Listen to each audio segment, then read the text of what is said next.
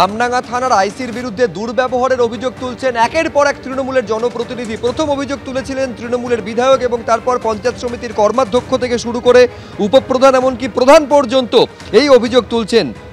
আইসির অপসারণ চেয়ে পুলিশ সুপারের কাছে অভিযোগ পর্যন্ত জানানো হয়েছে।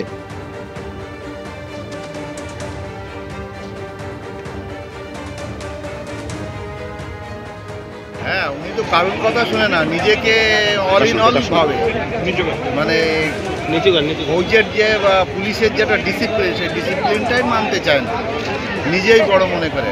আর ওনার আগে কেউ কোনো বক্তব্য রাখতেও চায় না বা রাখতেও দেয় না, যা কিছু উনিই বলেন। সেক্ষেত্রে প্রধানরা বলছেন যে ওনাদের বিভিন্ন সমস্যা নিয়ে যখন যায় তখন কোনো রকম সেইগুলো শোনা হয় না, এতে তো সমস্যা হয়ে যাবে। সমস্যা তো পুরো প্রধান যারা দলগত ব্যাপারে আছে তাদের বা পাবলিকের তো প্রচুর সমস্যা।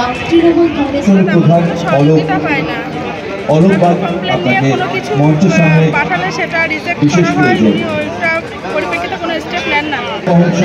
আমরা যে কমপ্লেনটা উনি রিজেক্ট করেন সেটা কোনো রকম স্টেপ নেন না।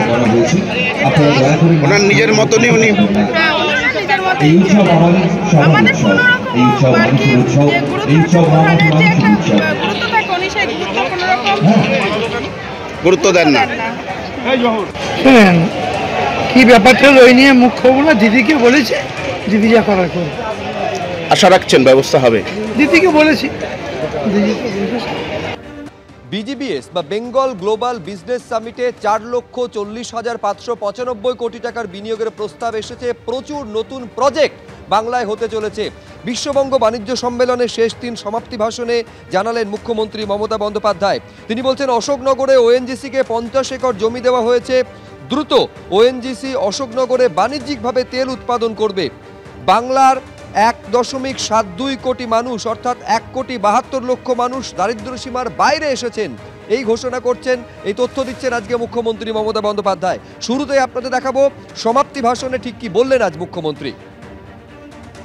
More than 5,000 investor delegates, they attended this BGBS. We have seen 212 MOUs, means Memorandum of Understanding and Letter of Intents, signed during this summit, covering numerous sectors, and many are in the process of tie-up.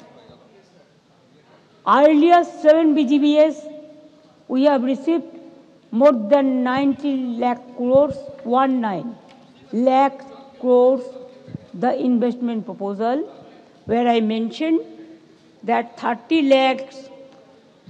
lakhs already completed and 6 lakhs project is in process. I am extremely happy to announce that we have received investment proposal worth 4,40,595 crores in BGBS 2025.